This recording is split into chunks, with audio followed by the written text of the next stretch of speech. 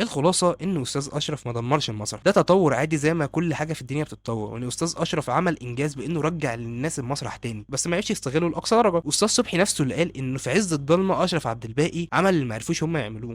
مسرح مصر وقلت ده كتير، انا انبهرت بيه اول ما اشرف كون الولاد دول وعمل، وقلت ساعتها صرحت قلت ان اشرف في عز الظلام عمل اللي احنا ما عملناهوش. وكمان خلي بالك ان محمد صبحي اصلا كان واخد دور اشرف عبد الباقي ده بس في زمنه، يعني مسرح محمد صبحي طلع لنا ناس كتير زي سيمون، هاني رمزي، صلاح عبد الله وغيرهم كتير، فهو اصلا كان واخد الدور ده زمان، بس هو كان بيتحكم في المسرح في كل حاجه. يعني انا ما اعتقدش انك ممكن تلاقي مسرحيه لمحمد صبحي طالع فيها الشباب بتوعه من غيره، لكن اشرف عبد الباقي في مسرحيات كتير هو ما طلعش فيها اصلا، بس ما زال داعم لكل الشباب، ولحد من فتره قريبه كان بيقول ان اللي عنده عرض مسرحي عايز يقدمه يجي له المسرح وهو يعرضه له. دلوقتي انا متقبل لما حد يجي يقول لي تيجي نروح مسرحيه مش ممكن تكون فيها نجوم المستقبل، واروح فعلا. خلي بالك ان معظم النجوم بتبقى من مسرح زي ما قلنا، يعني عندك مسرح تجاره خرج منه فراج وتايسون وشاهين واوتاكا ومحمد عبد الوهاب اللي كان لسه عامل الحشاشين، والمسرح مازال منتج النجوم الاول. خلي بالك ان اللي عايز يمثل ما بيدخلش معهد سينما، بيدخل معهد فنون مسرحيه. فشكرا.